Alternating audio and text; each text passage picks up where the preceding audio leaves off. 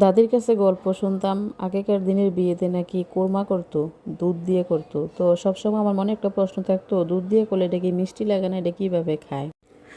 কুরমা করাটা আসলে তেমন একটা কঠিন ব্যাপার না, হাতের কাছে সব উপকরণ থাকলেই মোটামুটি কাজটা সহজ হয়ে যায়। আমার মেয়েরও কিন্তু আজকে কয়েকদিন যাবত করেছে আমার কুরমা রান্না করো, তো কুরমার কালারটা একটু সাদা সাদা হয়। তো আমরা কুমিল্লার মানুষরা কিন্তু সাদা কোনো জিনিস খাই না, মাছও খাই না, মুরগিও খাই না, সবকিছু ভাজা খাই। আমি আজকে 4 কেজি ব্রয়লার মুরগি নিয়েছিলাম, নিয়ে তারপর মুরগিটা আমি একটু হালকা করে ভাজে নেবো, যাতে গায়ের কালারটা একটু চেঞ্জ হয় আর কি। সাথে একটু হলুদও দিয়ে দেবো, কারণ কালারটা যদি আবার ঠিকঠাক না হয় তাহলে আবার কেউ খাইতে চাইবো না। তো এই হালকা করে আমি একটু ভাজে নিলাম, যেহেতু আমার কড়াইটা নতুন আসছিল, তো এই কারণে একটু লাগা লাগা হয়ে গেছে। এখন আমি কয়েকটা আস্তা মশলা দিয়ে দিলাম, দিয়ে তারপরে আমি বাটা পেঁয়াজ দিয়ে দিলাম, পেঁয়াজ দিয়ে তারপরে ভালো করে কষাই নেবো, কারণ মশলা ভালো করে কষানি না হলে কিন্তু একটা কাঁচা গন্ধ থাকে। তো নতুন যে কোনো জিনিস ব্যবহার করতে গেলে কিন্তু একটু সমস্যা। তারপরে কাঁচা মুরগি ভাজতে গেলে কিন্তু গায়ে থেকে অনেক পানি বের হয়, পানি বের হলে কড়াইয়ের মধ্যে লেগে যায়। তো আমি মুরগিটা কিন্তু দুইবারে ভাজছিলাম, তো দুইবারে ভিডিওটা করতে গেলে কিন্তু অনেক লম্বা চড়া হয়ে যায়। তো লম্বা চড়া করতে গেলে কিন্তু ভিডিওটা আসলে ধৈর্য ধরে কেউ দেখে না, তো এই কারণে যতটা সম্ভব অতটা ছোট করার চেষ্টা করছি আর কি। তো এইখানে আমি কিন্তু এটা কয়েকটা মশলা দিছি, এর মধ্যে হলো 4 মশলা, বড় এলাচ আর জয়ফল জয়ত্রী, এছাড়া কিন্তু সব ঘরোয়া মশলা। এই কয়েকটা মশলা পাইতে একটু কষ্ট হয়, আর না হয় সব মশলা কিন্তু সব মুদি দোকানে পাওয়া যায়। তো আমার মুরগিটা কিন্তু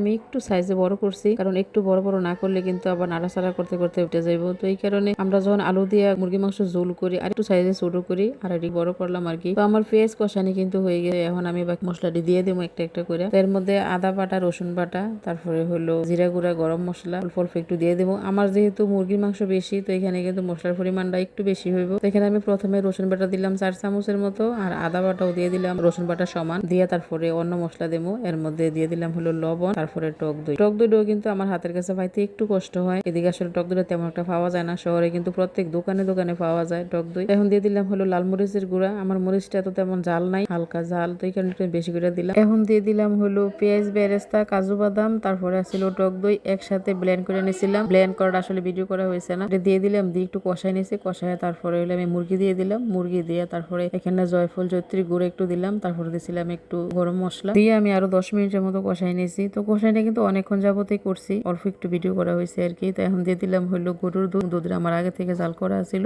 এখন সবকিছু একটু ভালো করে মিশিয়ে নেবো, আমার রান্নাটা প্রায় শেষ পর্যায়ে এসে পড়ছে। তো এখন আমি উপর দিয়ে 1 চামচের মতো ঘি দিয়ে দিলাম, তারপরে দিয়ে দিলাম অল্প একটু কেওড়া জল, কেওড়া জল দিয়ে তারপরে আমি মাংসটা নামাই নেবো। এই সময় কিন্তু একটু ঘন ঘন নাড়তে হয়, না নাড়লে কিন্তু আবার নিচ দিয়ে লেগে যায়, কারণ যেহেতু এই গ্রেভিটা একটু আঠালো আঠালো হয়ে গেছে। তো এই কারণে বারবার নাড়াচাড়া না করলে লেগে গেলে কিন্তু আসলে এটার আসল মজাটাই পাওয়া যাবে না, কারণ যে কোনো জিনিস লেগে গেলে কিন্তু একটা গন্ধ হয়, গন্ধ থাকলে কিন্তু খাইতে ভালো লাগে না। তো আমার রান্নাটা শেষ হয়ে গেছে, আমি উপর দিয়ে একটু পেঁয়াজ বেরেস্তা দিয়ে তারপর নামাই নিলাম। তো কালারটা কিন্তু অনেক সুন্দর হয়েছিল, খাইতে কিন্তু অনেক মজা হয়েছিল। জানি না ভিডিওতে কেমন দেখা যায়, কিন্তু সরাসরি অনেক সুন্দর লাগছিল কালারটা। দাদির কাছে যেই গল্পটা শুনতাম, যে একটা ভুল ধারণা আমার আছিল, আসলে তেমন না, রান্নাটা কিন্তু আসলে অনেক মজা। যেহেতু আমি সাদা করছি না, একটু কালার করেই করছি, তো এই কারণে কিন্তু আরো সবচেয়ে বেশি দেখতেও সুন্দর লাগছে, খাইতেও মজা লাগছিল।